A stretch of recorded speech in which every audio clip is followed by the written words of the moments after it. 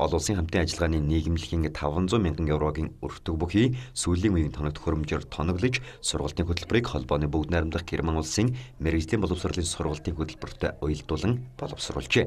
Ингэснээр энэ сарын 29-ноос эхлэн 1.5 жил болон богино хугацааны сургалтуудыг явуулж эхлэх юм. Манай сургуулийн түүхэн уламжлал одоо 50 жилийн түүхэнд төрийн сүлжээ зохиолсон ойдугаа, Монгол улсын ардын зураач, төрийн шагналт Чуамидгаа манай сургуулиар дамжин одоо хөтөлбөрийн зах зээлд гарсан нэр авдраа дурсан хүмүүс байдаг. Одоо энэ хүмүүсийн залгамжлалаа бэлтгэж чаад бид баяртай их баяртай байна.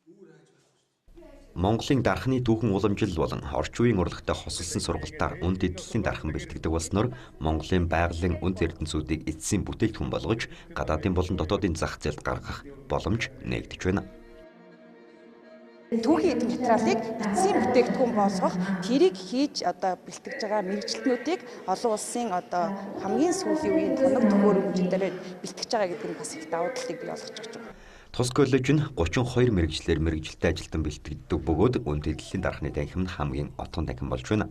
Энэ бол Монголын уран дархчдын хөгжилд нэг шинэ хуудас юм гэдгийг хэлж байлаа.